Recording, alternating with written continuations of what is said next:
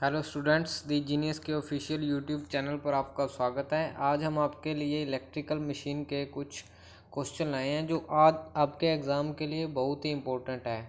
अगर वीडियो आपको अच्छी लगे तो वीडियो को लाइक ज़रूर करें और चैनल को सब्सक्राइब करें ताकि हमारी सभी वीडियो आप तक जल्दी से जल्दी पहुंच सकें और आपको अपने एग्ज़ाम में हेल्प हो सके।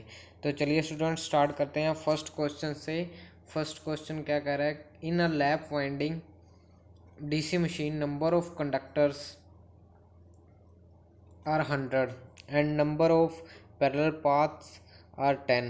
Find the average pitch. तो स्टूडेंट्स, लैप वाइंडिंग और वेव वाइंडिंग के बारे में हमने आपको बताया ही था कल।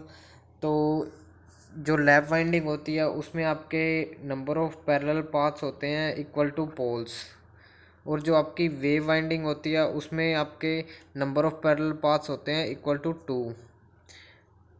तो इसने पूछा कि लैप वाइंडिंग में नंबर ऑफ कंडक्टर्स आपके हैं 100।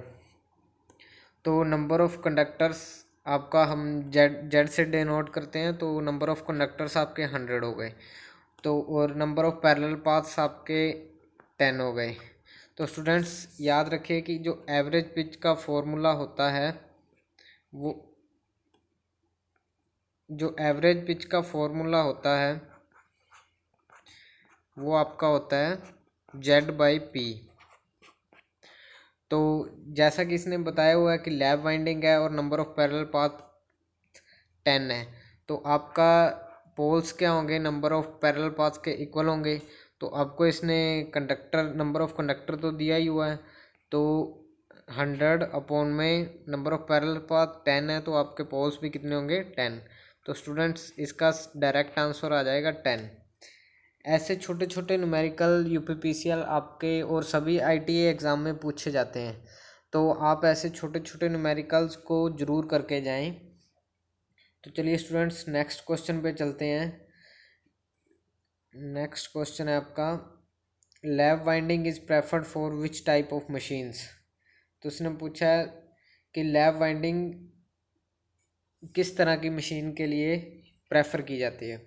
तो स्टूडेंट्स याद रखिए कि जो लैप वाइंडिंग होती है वो आपकी प्रेफर की जाती है हाई करंट और लो वोल्टेज के लिए।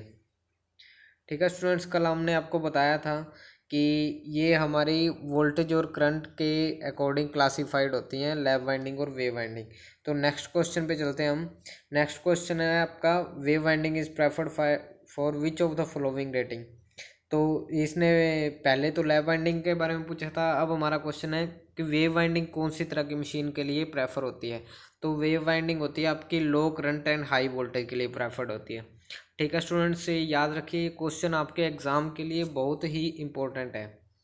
तो नेक्स्ट क्वेश्चन पे चलते हैं। नेक्स्ट क्वेश्चन है आपका, equaliser ring are used in which of the following. तो ये बहुत आपके एग्जाम के पॉइंट ऑफ व्यू से बहुत इंपॉर्टेंट क्वेश्चन बन जाता है। इक्विलाइजर रिंग किस तरह की वाइंडिंग के लिए यूज़ की जाती है। तो सबसे पहले तो स्टूडेंट्स आपको पता होना चाहिए कि इक्विवेलेंट इक्विलाइजर रिंग है जो आपकी, वो यूज़ किस लिए की जाती है। तो स्टूडेंट्स वो आपकी यूज़ की जाती है कम्यूटेशन को इम्प्रूव करने के लिए। आपकी कम्यूटेशन कैसे इम्प्रूव होगी स्टूडेंट्स? ये इक्विलाइजर रिंग जो है आपकी ये लगाई जाती है आपकी आर्मेचर पे। ये जो लैप ये यूज़ की जाती है लैप वाइंडिंग के लिए। ठीक है स्टूडेंट्स, लैप वाइंडिंग के लिए क्यों यूज़ की जाती है, वेव वाइंडिंग के लिए क्यों नहीं यूज़ की जाती, ये बहुत बड़ा क्वेश्चन है। तो आप याद रखिए कि जो लैप वाइंडिंग होती है उसमें नंबर ऑफ पैरेलल पाथ जो होते हैं आपके ज़्यादा होते हैं। Number of parallel paths are more. ठीक है स्टूडेंट्स, और जैसा आपको पता ही है कि वेव वाइंडिंग है उसमें तो नंबर ऑफ पैरेलल पाथ तो 2 ही होंगे, चाहे कितने भी पोल की मशीन हो। तो इसमें क्या होता है, सर्कुलेटिंग जो आपकी वोल्टेज है वो इम्बैलेंस हो जाती है। पैरेलल पाथ ज़्यादा होने की वजह से आपका सर्कुलेटिंग करंट फ्लो होने लग जाता है। सर्कुलेटिंग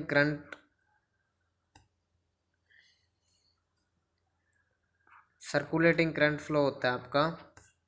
उससे क्या होता है, आपके ब्रशेस पे किसी ब्रश पे लोड ज़्यादा हो जाता है, किसी पे कम हो जाता है, तो किसी को ज़्यादा करंट पिक करना पड़ता है और किसी को कम करना पड़ता है, तो इसी वजह से उन पे स्पार्किंग होने लग जाती है, ब्रशेज़ पे आपकी स्पार्किंग होने लग जाती है।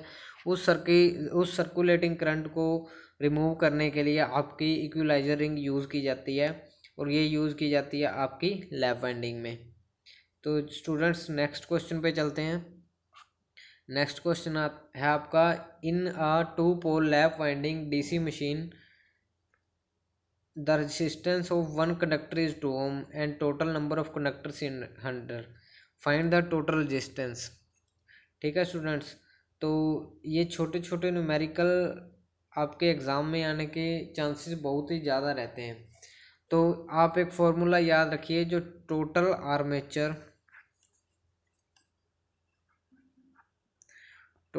Armature resistance is equal to x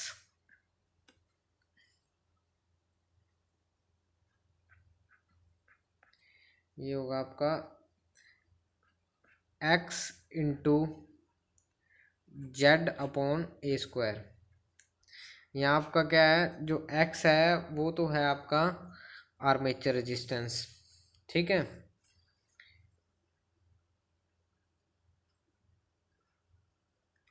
x है आपका कंडक्टर का रेजिस्टेंस, सॉरी x है आपका कंडक्टर रेजिस्टेंस,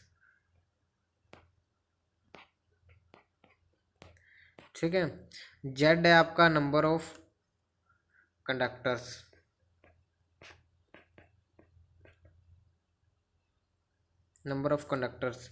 और a है आपका नंबर ऑफ पैरेलल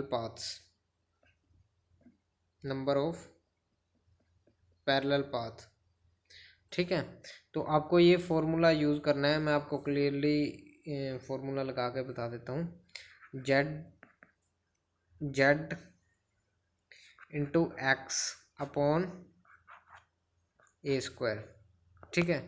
आपका जेड नंबर ऑफ कंडक्टर कितना है 100, into resistance of one conductor कितना है 2 ohm, अपॉन पैरेलल पाथ आपके कितने हैं, इसने लिखा हुआ है lap winding, 2 pole lap winding. तो लैप वाइंडिंग में number of parallel path is equal to number of poles, तो आपका 2 का नंबर ऑफ पैरेलल पाथ भी 2 ही होंगे, 2 का स्क्वायर 4 हो जाएगा, 2 से ये 2 पे 2 और ये 50 पे, आपका टोटल आर्मेचर रेजिस्टेंस आ जाएगा 50 ओम। इसका सी आंसर राइट हो जाएगा। तो स्टूडेंट्स आपको छोटे छोटे लॉजिक लगा के ये न्यूमेरिकल देगा एग्ज़ाम में, और ये आपके एग्ज़ाम में बहुत ही इम्पोर्टेंट होते हैं। तो चलते हैं हम नेक्स्ट क्वेश्चन पे। नेक्स्ट क्वेश्चन कह रहा है कि dummy coils are used for. Students ये आपको याद रखना है कि जो डमी कॉइल्स है हमारी, ना तो ये एफिशिएंसी इंक्रीज करने के लिए होती है, ना आर्मेचर रिएक्शन को रिड्यूस करती हैं, ये हमारी होती है मैकेनिकल इनबैलेंसिंग के लिए, मैकेनिकल बैलेंसिंग के लिए। जो हमारा रोटर है वो अनबैलेंस्ड हो जाता है, तो उसके लिए हम डमी कॉइल्स लगाते हैं। तो वो क्या है, उसको मैकेनिकली बैलेंस करती हैं। इन डमी कॉइल्स में हम कोई भी सप्लाई नहीं देते हैं किसी तरह की। ये डमी कॉइल्स होती हैं, इनमें हम सप्लाई नहीं देते, ये सिर्फ रोटर को बैलेंस करने के लिए होती हैं। जो मैकेनिकली अनबैलेंस हो जाता है उसको बैलेंस करने के लिए होते हैं। तो नेक्स्ट क्वेश्चन पे चलते हैं। For a DC machine shunt resistance and armature resistance values are. ये क्वेश्चन आपका बहुत इम्पोर्टेंट है। मैंने आपको कल शंट, जो पिछली हमारी वीडियो थी उसमें बताया था कि शंट रेजिस्टेंस, मैं आपको बना के दिखा देता हूँ। ये आपकी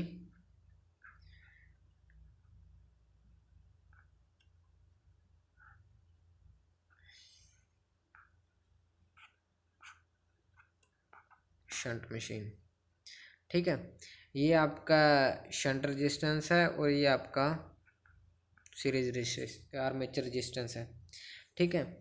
यहाँ से आपका IS जाएगा और यहाँ से आपका IA जाएगा और यहाँ से आपका लोड करंट आता है, ठीक है। तो मैंने आपको बताया था कि जैसे जैसे हम शंट रजिस्टेंस और शंट करंट को कम करेंगे तो उससे क्या होगा कि हमारा फ्लक्स कम होगा। शंट करंट से हमारा क्या होगा, फ्लक्स कम होगा। जैसे जैसे इसको कम करेंगे वैसे वैसे ही फ्लक्स कम होगा, और फ्लक्स जो है हमारा स्पीड के इन्वर्सली प्रोपोर्शनल है।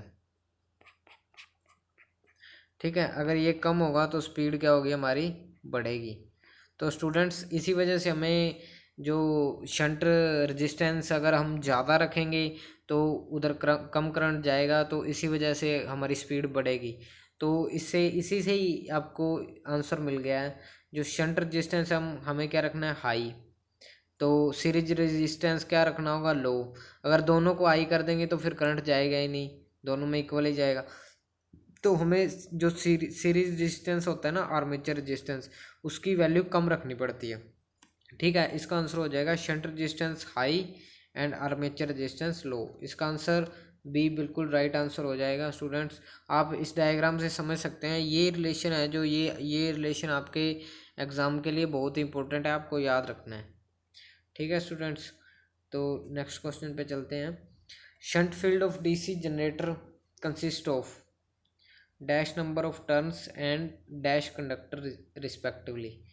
जो आपका शंट शंट फील्ड होता है, जो मैंने अभी बनाया था, आपका जो शंट फील्ड होता है किसी भी डीसी मशीन में या डीसी जनरेटर में, तो इसमें आपके क्या होते हैं कि लार्ज नंबर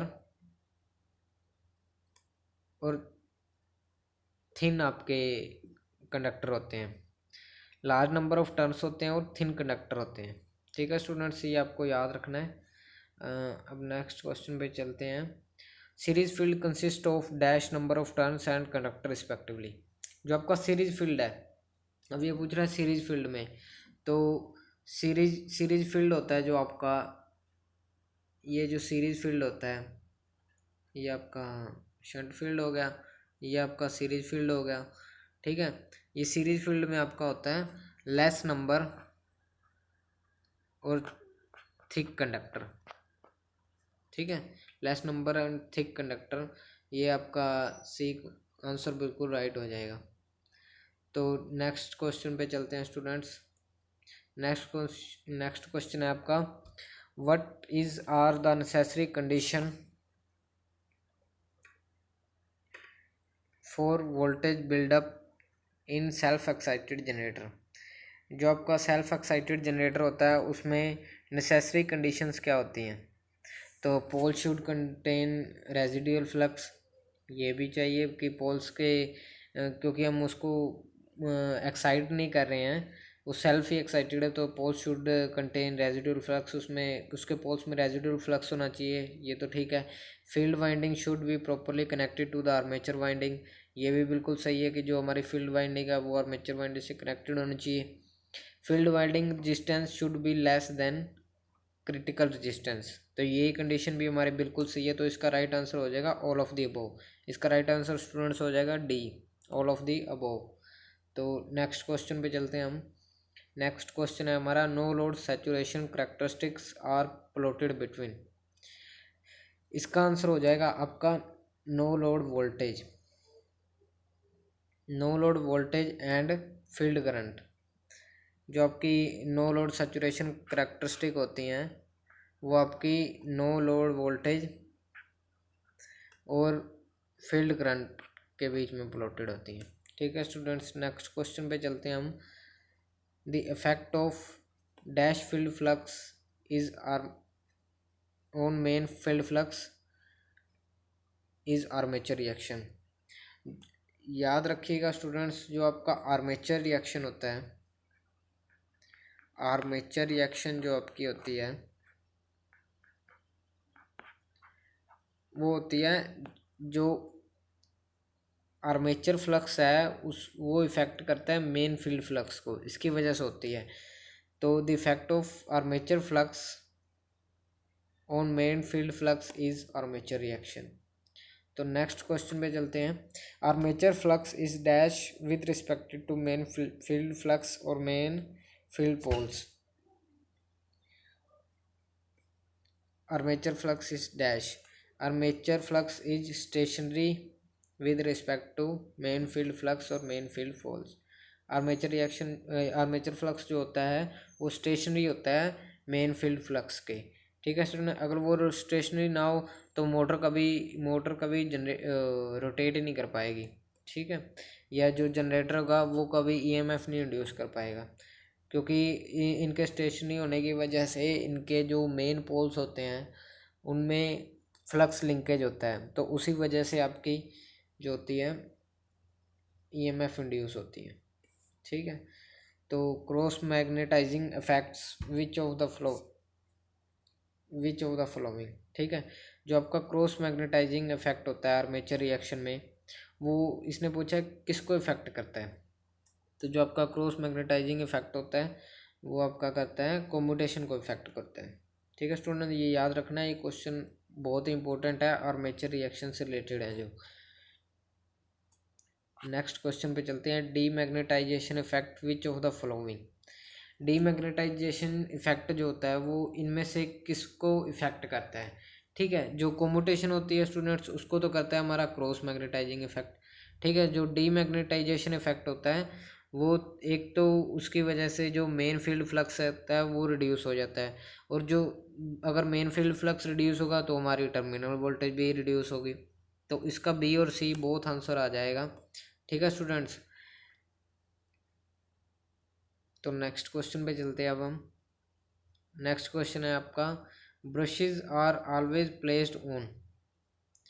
इसने पूछा है ब्रशेज हैं जो स्पार्कलेस कम्यूटेशन के लिए किस पे प्लेस किए जाते हैं। तो ब्रशेज है ना जो आपके एमएनए पे प्लेस किए जाते हैं। एमएनए क्या होती है आपकी, एक बार ये समझ लीजिए, एमएनए जो होती है आपकी होती है मैग्नेटिक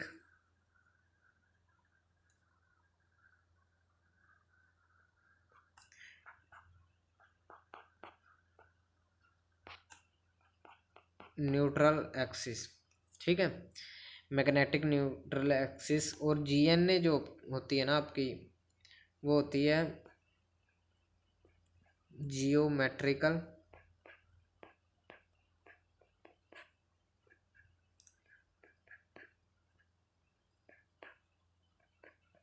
न्यूट्रल एक्सिस। ठीक है, जो आपके ब्रशेज हैं वो हमेशा एमएनए पे रखे जाते हैं। तो ये जो एमएनए होती है ये लोड के अकॉर्डिंग शिफ्ट भी हो जाती है। ठीक है स्टूडेंट्स, जो एमएनए आपकी लोड के अकॉर्डिंग शिफ्ट भी हो जाती है। इसकी डायरेक्शन क्या होती है शिफ्ट करने की, जो डायरेक्शन होती है इसकी, सपोज ये आपका आर्मेचर। ठीक है, ये आपके आर्मेचर है और ये आपके आर्मेचर कंडक्टर हैं। ठीक है, ये आपकी एमएनए। ठीक है, अब अगर जब लोड ये शिफ्ट होती है, आपकी डायरेक्शन ऑफ रोटेशन ये है, तो अब जनरेटर के केस में क्या होगा कि ये in direction of rotation shift होती है।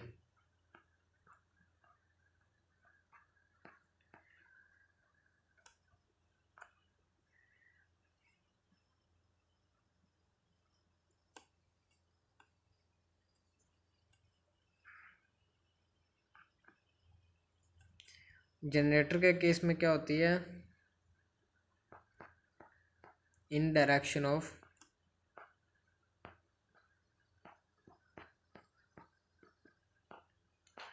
रोटेशन।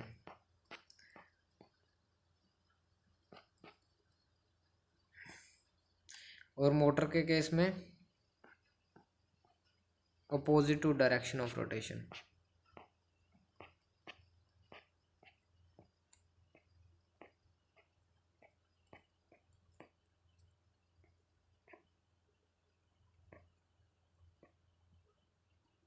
ठीक है स्टूडेंट्स, तो इसका क्वेश्चन का आंसर था brushes are always placed on magnetic neutral axis. ठीक है स्टूडेंट्स, ये आपको याद रखना है, इनमें से कहीं से भी क्वेश्चन बन सकता है आपके एग्जाम में। तो नेक्स्ट क्वेश्चन पे अब जब हम चलते हैं, flux density under trailing pole tip in case of generator wheel. Students ये है, ये आपका जनरेटर है, ठीक है, ये उसके पोल्स हैं,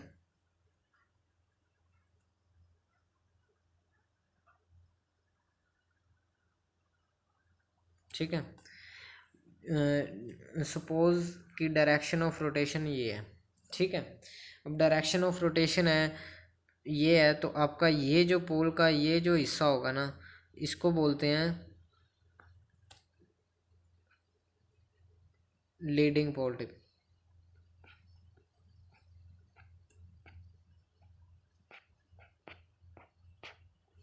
और ये जो हिस्सा होगा इस साइड वाला, इसको बोलते हैं ट्रेलिंग पोल टिप।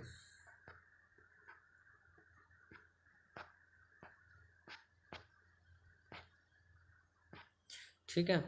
इसने पूछा कि flux density under trailing pole tip in case of generator wheel. जो जनरेटर का केस होगा ना स्टूडेंट्स, उसमें जो ट्रेलिंग पोल टिप होगा उस पर फ्लक्स डेंसिटी इंक्रीज होती है, ठीक है। ये आपको याद रखना है कि जो फ्लक्स डेंसिटी होती है ट्रेलिंग पोल टिप पे इन केस ऑफ जनरेटर वो आपकी इंक्रीज हो जाती है, ठीक है। और जो आपका लीडिंग पोल टिप होता है उस पर फ्लक्स डेंसिटी क्या होती है, डिक्रीज हो जाती है जनरेटर के केस में, ठीक है। तो नेक्स्ट क्वेश्चन पे हम चलते हैं। ये वही क्वेश्चन आ गया, flux density under leading pole tip in case of generator wheel. जैसा कि मैंने आपको बताया ही है कि जो लीडिंग पोल टिप होता है उस पर आपकी डिक्रीज हो जाती है, ठीक है। तो नेक्स्ट क्वेश्चन पे चलते हैं हम। तो स्टूडेंट्स आज की क्लास यहीं तक। अगर आपको वीडियो अच्छी लगी हो तो वीडियो को शेयर ज़रूर करें और चैनल को सब्सक्राइब करें। और हमने पहले भी चैनल पे वीडियोस डाली हुई हैं, आप वो वीडियोस भी ज़रूर देखें एमसीक्यूज़ की, आपके एग्ज़ाम में आपको बहुत ही हेल्प करेंगी। तो वीडियो को लाइक करें, चैनल को सब्सक्राइब ज़रूर करें ताकि हमारी और भी वीडियोस आप तक पहुंच सकें। Okay students, thank you.